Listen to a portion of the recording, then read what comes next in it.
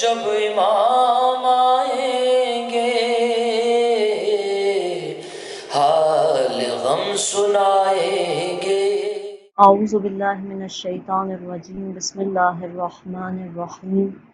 اللہم کل ولیک الحجۃ بن الحسن صلواتک علیہ وعلی آبہ فی ہذہ الساعۃ وفی کل ساعۃ ولیا وحافظا وقائدا وناصرا ودلیلا وعینا حتی تسکنہ ارضک طوعا وتمتعہ فیہا طویلا برحمتک یا ارحم الراحمین۔ اولاً خدا کا شکر ادا کرتے ہیں جس نے ہمیں زندگی دی اور توفیق دی کہ ہم ذکر امام زمان علیہ السلام کو اپنی زندگیوں میں کر سکیں اور اپنی زبانوں پہ جاری کر سکیں۔ خدا کا جتنا بھی شکر ادا کریں کم ہے کہ خدا نے ہمیں امام عصر کا ذکر کرنے کی توفیق عنایت فرمائی ہے اور واقعاً ہم اس کا حق ادا کر سکیں، اور جو بھی سامعین اس کو سن رہے ہیں ہم اپنی زندگیوں میں واقعاً ایک بدلاؤ لے کر آئیں جو امام عشق کا ہو، جو امام کی محبت کا ہو۔ عزیزان گرامی، سب سے پہلے ہم نے پہلے درس میں چیز کو بیان کیا تھا، وہ قرآن سے امام زمان تک کا راستہ تھا کہ ہم اپنی زندگی میں سب سے پہلے یہ اعتقاد لائیں، سب سے پہلے یہ عقیدہ پیدا کریں کہ ہم عصر کو کس قدر چاہتے ہیں اور ہم امام پر کتنا عقیدہ رکھتے ہیں، اور اس کے لیے ہم نے قرآن مجید کی کچھ آیات کا آپ کے سامنے تذکرہ کیا تھا۔ خلاصتاً ہم نے سورہ انا انزلنا میں اس آیت کو لیا تھا کہ ملائکہ نازل ہوتے ہیں اس رات میں، فرشتے نازل ہوتے ہیں، آخر وہ کون سی ہستی ہے جس پر نازل ہوتے ہیں؟ وہ ہم جیسے لوگ تو نہیں ہو سکتے، واقعاً کوئی ایسی ہستی خدا نے رکھی ہے کہ جو گناہوں سے پاک فرشتے نازل ہوتے ہیں، اور ساتھ ہی لیظہر علی الدین کلہ، سورہ توبہ کی ہم نے آیت کی تلاوت کی تھی کہ خدا تمام ادیان پر دین اسلام کو غالب کر دے گا، اور یہ ابھی تک ممکن نہیں ہوا، بس کون ہے جو آئے گا اور تمام ادیان پر دین اسلام کو غالب کر دے گا۔ عزیزان گرامی، آج ہم امام زمان کی محبت میں اگلا قدم رکھیں، وہ ہے اپنے عقیدے کو مضبوط کرنا۔ عمل کی بات بہت آگے جا کر آتی ہے۔ اولاً انسان اپنے عقیدے میں کتنا محکم ہے، اس نے اپنے عقیدے میں عقیدہ امامت کو کس طرح سے لیا ہے۔ خدا نے ہم سے اس دنیا میں آنے سے پہلے عہد ولایت و امامت لیا ہوا ہے عزیزان گرامی، اور ہم نے اس امامت کو مانا ہے، اور ہر شے کا امام ہوتا ہے۔ ہم نے اپنی زندگیوں میں سب سے اولیت امام زمان کو دینی ہے، اور خدا نے خود ہم سے یہ تقاضا کیا ہے کہ جن کو میں نے تم پر ولی برحق بنایا ہے تم ان کی اطاعت کرو، ان کے پیچھے چلو۔ ہم اپنے عقیدے کو کس طرح سے مضبوط کرتے ہیں، اور عقیدہ مضبوط جب ہو جاتا ہے انسان کو لطف آتا ہے۔ آخر آئمہ ہم سے کیسا عقیدہ چاہتے ہیں؟ ایسا عقیدہ نہیں چاہتے کہ ہم اپنے لبوں سے تو کہیں کہ امام زمان الاجل اپنے عمل کو ہم اس طرح سے انجام ہی نہ دے، اپنے عمل کو ہم کرتے ہی نہ ہوں، اور فقط اپنے لبوں سے کہہ دیں کہ امام آ جائیں۔ اس کی مثال بہترین ہے جو علماء بہت سادہ دیتے ہیں کہ یہ غیبت آخر ہے کیا؟ خدا نے امام کو غائب ہی کیوں رکھا ہے؟ بہت سادہ مثال ہے، وہ یہ بیان کرتے ہیں آپ فرض کریں کہ ایک چوکیدار ہے جو ایک گلی کی حفاظت کرتا ہے، وہ ہر روز ایک بلب روشن کرتا ہے، اور بلب روشن اس لیے کرتا ہے تاکہ اس گلی میں آنے والا کوئی گر نہ جائے، کوئی اندھیرے میں نہ جائے، لیکن گلی کے بچے کیا کرتے ہیں؟ ہر روز بلب کو ہیں۔ اب یہ چوکیدار بچوں کو سیکھنے کے لیے کیا کرتا ہے؟ بچوں کو اس بلب کی قدر آ جائے اس لیے کیا کرتا ہے؟ بلب ایک رات نہیں لگاتا، اور کہتا ہے جب تک اب ان بچوں کو سمجھ کہ جب یہ اندھیرے میں گریں گے اور ان کو پتہ لگے گا کہ یہ کتنا ضروری ہے کہ یہ جلتا رہے، اب کبھی بھی یہ اس بلب کو نقصان نہ پہنچائیں گے بلکہ اس کی حفاظت کریں گے۔ عزیزان گرامی، غیبت بھی اسی طرح سے، خدا نے 1,24,000 کو بھیجا، خدا نے ائمہ کو بھیجا یہ ہستیاں آتی رہیں اور لوگ ان پہ مصائب ڈھاتے رہے۔ اب خدا نے ایک ایسی ہستی کو چھپا لیا ہم سے اور کہا کہ جب تک اب تم ٹھیک نہیں ہوگے میں اس ہستی کو نہ بھیجوں گا۔ آج کوئی امام کو مانتا ہے، کوئی امام کو نہیں مانتا، لیکن اس جملے کو آپ ہر انسان کی زبان سے سنیں گے، وہ یہ کہہ رہا ہے آخر کون آئے گا کہ دنیا ہوگی، آخر وہ نظام کب آئے گا کہ دنیا کے حالات ٹھیک، آخر کون رہبر آئے گا جو دنیا کو ٹھیک کرے گا؟ تو آپ بتائیے وہ رہبر امام زمان ہے، وہ رہبر امام زمان ہے جو آئیں گے اور دنیا کو عدل و انصاف سے بھر دیں گے۔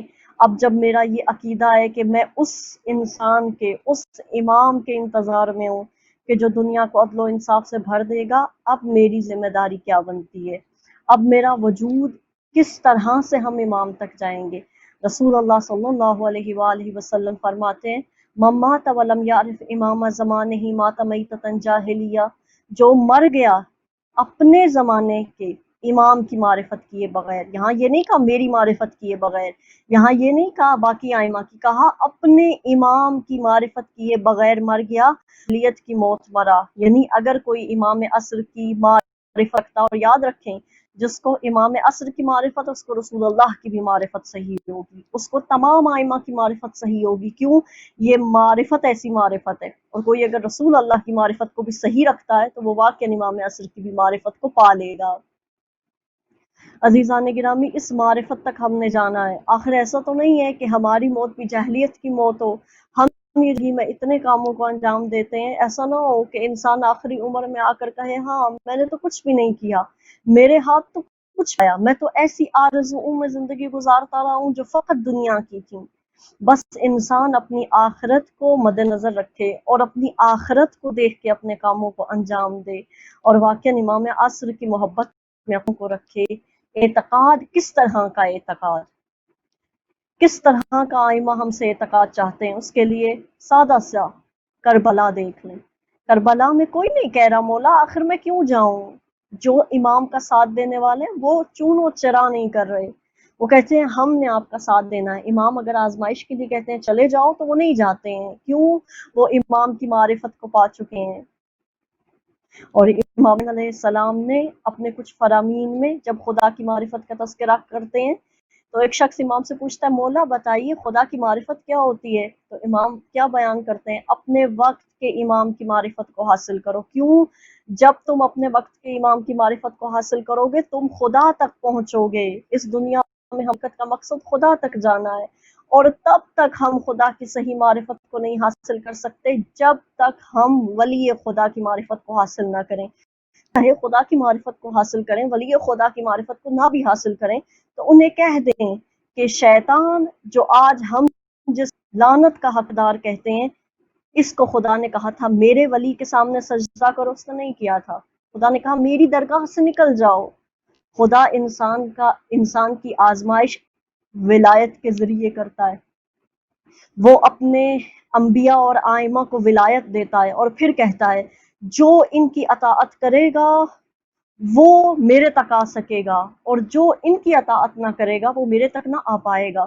کہتے ہیں کہ حضرت عیسیٰ علیہ السلام کے زمانے میں ایک شخص تھا جو بہت زیادہ عبادات کیا کرتا تھا، اس کے باقی ساتھی بھی کرتے تھے، باقی ساتھی جواب پا جاتے، ایک حد تک پہنچ جاتے تھے، لیکن یہ نہیں پہنچ پاتا تھا۔ یہ آیا نبی خدا کے پاس، کہا کیا وجہ ہے؟ میرے دوسرے ساتھی وہی عمل کرتے ہیں جو میں کرتا ہوں، وہ پہنچ جاتے ہیں، وہ اپنی مرادیں پا لیتے ہیں، میں نہیں پا پاتا۔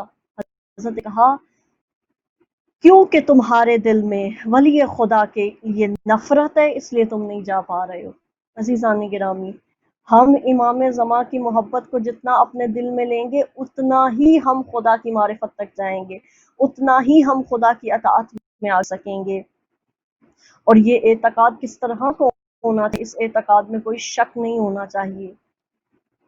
ہم امام کے ظہور کے انتظار میں ہیں، اور یہ فقط زبانی نہ ہو، عملی ہو۔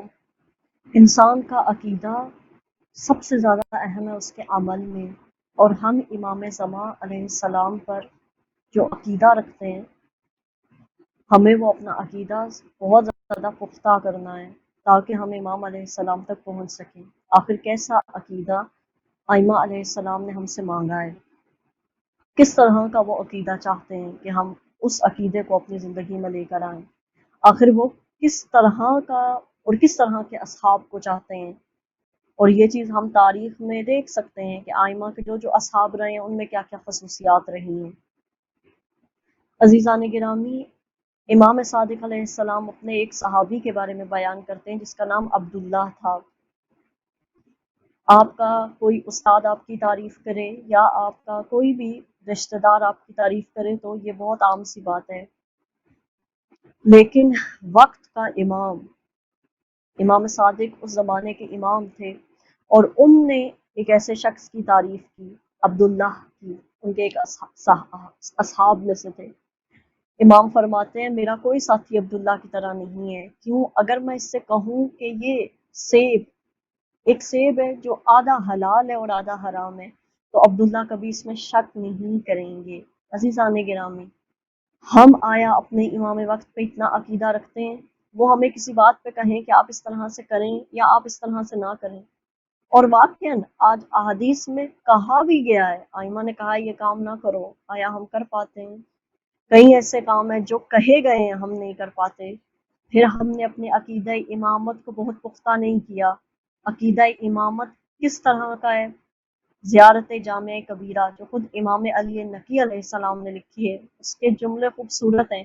آپ فضائل سنتے ہیں علماء سے، سب سے فضائل سنتے ہیں، لیکن زیارت جامع کبیرہ کو پڑھیے، معصوم نے خود فضائل کو بیان کیا ہے، اور اس میں ایک جملہ ہے کہ بی ابی انت و امی و نفسی، میرے ماں باپ بھی آپ پر قربان ہے، میرا نفس بھی، میرا مال بھی، میری ہر چیز امام آپ پر قربان ہے۔ یہ کہنا چاہتے ہیں امام، یعنی جب امام وقت کا عقیدہ، امام عصر کا عقیدہ ہم اپنی زندگیوں میں لائیں تو ہم اپنا سب کچھ ان پر قربان کر دیں۔ اور عبداللہ کیسے ہیں کہ اگر ایک سیب کے بارے میں انہیں کہا جاتا ہے یہ ایک حصہ حلال ہے اور ایک حصہ حرام ہے، تو عبداللہ اس میں شک نہیں کرتے ہیں، بلکہ حلال والا کھا لیں گے اور حرام والا چھوڑ دیں گے۔ ایک سیب ہے، چھوٹا سا سیب ہے، معصوم بڑی مثال دے سکتے تھے، لیکن چھوٹی مثال کو دے کے بتایا کہ جو چاہنے وہ چھوٹے کام میں یہ دیکھے گا کہ میرا وقت کا امام مجھ سے کیا چاہتا ہے۔ عزیزان گرامی، امامت ایک ایسا مرتبہ ہے کہ اگر کوئی ان کی غلامی میں آئے تو ایسا نہیں ہے کہ اسے بس اور بس آخرت ملتی ہے، بلکہ خدا اسے دنیا میں بھی سرفراز کرتا ہے۔ اب مجھے بتائیے، آیا کربلا والے یا آئمہ کے اصحاب یہ جانتے تھے کہ ہم اس دنیا سے چلے جائیں گے، ہمارا اس طرح سے تذکرہ ہوگا؟ ان نے یہ شہرت مانگی تھی؟ نہیں مانگی تھی، ان نے فقط اپنی زندگی کو اپنے امام کے لیے وقف کیا تھا۔ آج ہم امام کے لیے خالص ہوں، اپنے دل کو امام کے لیے خالص کریں، تب جا کے ہم امام کے اصحاب میں شامل ہو پائیں گے۔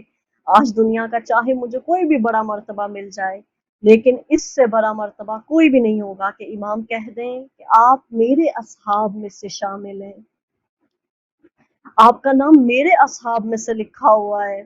آپ اس جملے کو احساس کریں، امام آپ سے کہیں کہ آپ میرے اصحاب میں سے ہیں۔ دنیا کا کوئی بھی خوشی اس خوشی سے بھر کر نہیں ہوگی، انسان اپنی ہر چیز قربان کر دے اور اس خوشی تک پہنچ پائے کہ مولا کہہ دیں کہ آپ میرے اصحاب میں سے شامل ہیں، آپ میرے چاہنے والے ہیں۔ عزیزان گرامی، ہم اپنی زندگی کو اس طرح سے کریں کہ ہم امام تک جا سکیں، اور ہم اپنے اس اعتقاد کو اگر مضبوط کرنا چاہتے ہیں تو ہمیں کن چیزوں سے گزرنا ہوگا؟ اول، خالص عمل سے۔ خالص عمل ہونا چاہیے، ہمارا دل خالص ہونا چاہیے، ہم کوئی بھی عمل کریں تو خدا کے لیے کریں، خدا ہمیں دنیا بھی دے دے گا، آخرت بھی دے دے گا۔ لیکن اگر ہم نے صرف اور صرف اپنا دنیا کو رکھا تو واقعاً ہم ذلیل و خوار ہو جائیں گے۔ آپ مجھے بتائیے، حضرت میثم تمار علیہ السلام پہ چڑھ کے کتنا سخت ہوتا ہے، یعنی یہ جملے بس ہم تو سوچتے ہیں بس سولی ہے اور حضرت میثم تمار کو چڑھا دیا گیا ہے، لیکن سولی پر چڑھ کے علی ابن ابی طالب کے فضائل کو بیان کرنا، گویا میثم کہہ رہے تھے اس وقت کہ اے امیر المؤمنین، یہ ایک جان کیا ہے، میں ہزاروں جانیں آپ پر قربان کر دوں آپ کے ذکر کے لیے، اے میرے مولا میری جان آپ پر فدا ہو جائے۔ اور آج سب حضرت میثم تمار کے روزے پہ جو جاتا ہے وہ جا کر دیکھتا ہے کہ کس طرح سے ان کا روزہ، اور واقعی وہاں جا کے لگتا ہے کاش امام ہم آپ کی راہ میں اس طرح سے شہید ہو جائیں۔ عزیزان گرامی، ہم زندگیوں میں یہ نہیں ہے کہ کہیں اور جانا ہے، کسی اور ملک میں چلے جانا ہے، یا صرف مصلی عبادت پر بیٹھ کے امام تک جانا ہے، بلکہ اس طرح سے نہیں ہے۔ آپ کے ہاتھ میں آپ کا موبائل ہے، آپ دیکھیں آپ امام کے لیے کیا کر رہے ہیں۔ آپ ٹی وی کے آگے بیٹھے ہیں، آپ دیکھیں آپ امام کے لیے کیا کر رہے ہیں۔ آیا آپ کوئی حرام چیز دیکھ رہے ہیں تو نہ دیکھیں۔ آپ اپنے موبائل کو استعمال کر رہے ہیں، آپ دیکھیں کہ اس میں آپ نے اپنے امام کے لیے کیا کیا رکھا ہوا ہے، آپ کتنا اس سے استفادہ کرتے ہیں۔ آپ اپنے دوستوں سے بات کرتے ہیں تو آپ کتنی امام کی بات کرتے ہیں، اور اگر نہیں کرتے تو واقعاً ہمیں غور و فکر کرنا چاہیے، ہماری گفتگو میں امام کا تذکرہ آنا چاہیے۔ عزیزان گرامی، جو امام کی راہ پر چلتا ہے خدا اسے دنیا بھی دے دیتا ہے، خدا اسے آخرت بھی دے دیتا ہے۔ اس کی بہترین مثال کوفہ والے ہیں۔ آپ سب جانتے ہیں امام حسین علیہ السلام کو خط لکھتے تھے، مولا آئیے ہم آپ کا ساتھ دیں گے، لیکن جب امام آئے کوفہ والوں نے ساتھ نہیں دیا، اور کچھ کوفہ والے شہید ہوئے ہیں، جیسے حبیب ابن مظاہر ہیں، جیسے مسلم بن اوسجا ہیں، لیکن جو شہید نہیں ہوئے ہیں ان نے کیا سوچا؟ ان نے سوچا اگر امام کا ساتھ دیں گے ہمیں دنیا نہیں ملے گی۔ کیا ہوا پھر؟ آیا پھر ان کو دنیا مل گئی؟ پھر بھی نہیں ملی۔ پھر ان پہ کون سے حکمران آئے؟ حجاج بن یوسف جیسا حکمران آئے، جو کھانا بھی نہیں کھاتا تھا جب تک خون نہیں بہاتا تھا۔ آج بھی خون بہ رہا ہے، انسان کا خون، اس انسان کا خون آج بھی بہ رہا ہے جو کل کہہ رہا تھا اگر میں امام کا ساتھ دوں گا تو میری دنیا ہاتھ سے جائے گی۔ عزیزان گرامی، موت آنی ہی آنی ہے، لیکن اس موت کو سوچیں جو امام کے قدموں میں آنی ہے۔ اس موت کو سوچیں جب حضرت جون جو حبشی تھا اور امام نے اس کا سر اپنے زانوں پہ رکھا تھا۔ عزیزان گرامی، یہ حقیقتیں ہیں، ہم ان حقیقتوں تک پہنچیں۔ ہماری دنیا اور آخرت ہی امام سے وابستہ ہے، بس انہیں ہم سے راضی ہونا ہے، ہمیں کچھ نہیں چاہیے، اور امام کو سب سے اوپر رکھنا چاہیے۔ اس کی بہترین اور بہت چھوٹی مثال ہے، لیکن اس کے پیچھے کئی راز ہیں۔ کہتے ہیں حضرت حبیب ابن مظاہر کربلا جا رہے تھے، رستے میں مسلم بن اوسجا ملے جو حمام کی طرف جا رہے تھے، حمام کی طرف جا رہے تھے مسلم بن اوسجا۔ ہر چیز کے اوپر امام مقدم ہے۔ حبیب ابن مظاہر نے کہا میں کربلا جا رہا ہوں، سارا ماجرا بیان کیا۔ مسلم بن اوسجا واپس گھر ہی نہیں گئے، حبیب ابن مظاہر کے ساتھ کربلا آ گئے، اور آج مسلم بن اوسجا وہاں ہے جہاں زہرا کا بیٹا ہے، جہاں حسین دفن ہے، قریب ہی مسلم بن اوسجا اور حبیب ابن مظاہر، سب وہاں پہ ان کی قبریں ہیں۔ اور اگر مسلم بن اوسجا نہ جاتے، حبیب ابن مظاہر نہ جاتے، اس طرح کی موت کو نہ لیتے، کل کو کوفہ میں حجاج بن یوسف اور کسی ظالم کے ہاتھوں موت آ جاتی۔ اگر ہم چاہتے ہیں ہم اپنے اعتقاد مہدوی کو بلند کریں، ہم وہاں تک جائیں، تو ہمیں سمجھنا ہوگا یہ راہ حق ہے، اس راہ کے علاوہ ہم کہیں بھی کامیاب نہیں ہو سکتے۔ ہماری کامیابی امام سے وابستہ ہے، اور ہم اپنے دل کو کسی بھی غرض سے پاک کر کے امام کے پیچھے چلیں، ہر چیز سے پاک کر کے۔ جیسے کچھ لوگ جنگوں پہ جاتے تھے اس لیے کہ مال غنیمت مل جائے، نا، ہم اس لیے نہیں ہیں، بلکہ ہم امام کے لیے اپنے وجود کو خالص کریں اور اپنے امام تک جا سکیں۔ عزیزان گرامی، آخر میں آپ کے سامنے بس ایک واقعے کو بیان کرنا چاہوں گی کہ ہم اپنی زندگیوں میں سوچیں کہ امام یاسر کو ہم نے جگہ کیا دی ہوئی ہے۔ دیکھیں، کسی کو ہم کہتے ہیں ہمیں آپ سے بہت محبت ہے، تو وہ پوچھتا ہے کہ محبت کی نشانیاں کیا ہیں، آخر تم کتنا ہمارا خیال رکھتے ہو۔ ہم امام عصر کو کتنا اپنی زندگیوں میں جگہ دیتے ہیں۔ کہتے ہیں کہ آیت اللہ مجتہد تہرانی جو بہت مشہور عالم ہے، وہ بیان کہ میں آیت اللہ مدنی کے پیچھے نماز ادا کر رہا تھا، نماز پڑھنے کے بعد آیت اللہ مدنی شدت گریہ کرنے لگے، اور شدت گریہ کی وجہ سے آیت اللہ مدنی کے کندھے ہل رہے۔ میں نے جا کر آیت اللہ مدنی سے پوچھا کہ آیت اللہ بیان کیجئے آپ کیوں اتنا گریہ کر رہے ہیں۔ آیت اللہ مدنی نے بیان کیا کہ ایک لمحے کے لیے میں نے امام زمان کو دیکھا، اور امام نے مجھ سے کہا کہ دیکھو میرے شیعہ نماز کے بعد میرے فرج کے لیے دعا نہیں کرتے اور اپنے کاموں کی جانب چلے جاتے ہیں، اور ایسا لگتا ہے جیسے ان کا کوئی امام غائب ہی نہیں ہے۔ میں امام زمان کے اس شکوے کی وجہ سے گریہ کر رہا ہوں۔ عزیزان گرامی، امام کا ظہور ہو جائے اگر ہم قابل ہو جائیں۔ امام کی خود ایسی احادیث ہیں جس میں امام نے بیان کیا ہے کہ ہماری جو ملاقات ہے وہ تاخیر اس وجہ سے وہ تمہارے اعمال ہیں، ورنہ تاخیر نہ ہوتی۔ عزیزان گرامی، آپ سوچیں تو صحیح، ہم نماز کے بعد سب سے پہلی دعا کیا کرتے ہیں؟ ہم اپنی اولاد کے لیے، اپنے مال کے لیے، اپنے رشتہ داروں کی صحت و سلامتی کے لیے کتنی دعائیں مانگتے ہیں۔ امام زمان کہاں ہیں؟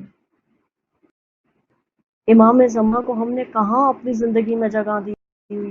عزیزان گرامی، جس کسی کا وارث زندہ ہونا اس کی قبریں ویران نہیں ہوتی ہیں۔ آج حضرت زہرا کی قبر ہم سے تقاضا کر رہی ہے میرے کے لیے ٹھیک ہو جاؤ۔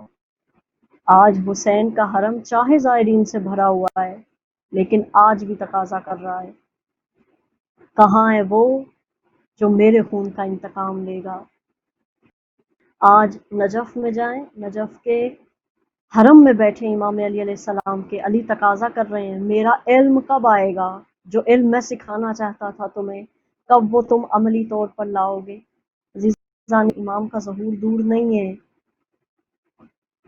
خدا اسے بہت جلد لے آئے اگر ہم اپنے اعمال کو بہتر کریں، اگر ہم اپنے اعمال کو بہتر کریں، ہم اپنی زندگیوں کو بہتر کریں۔ خدا را، یہ ذی الحج کا مہینہ ہے اور اس ذی الحج کے مہینے کے بعد محرم آتا ہے، کاش ہم محرم امام زمان کے ساتھ دیں، کاش ہم اپنا ہر دن امام کے ساتھ گزاریں۔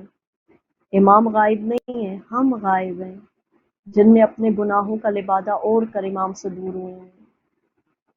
ہم اپنے آپ کو امام عصر کے لیے ایسا خالص کر لیں کہ واقعاً امام ہمیں دیکھیں تو ان کے لبوں پر مسکراہٹ آ جائے۔ آج اس پروگرام کا خلاصہ بس اسی جملوں میں، ہم یوسف زہرا کو تنہا نہ چھوڑیں، ہم اپنے دل میں، اپنے ہر کام میں اپنے امام کو اولیت دیں، اور انشاءاللہ کہ ہم وہی لوگ ہوں جو اپنے امام کے اصحاب میں شامل ہوتے ہیں۔ اللہم صلی علی محمد و محمد۔ جب امام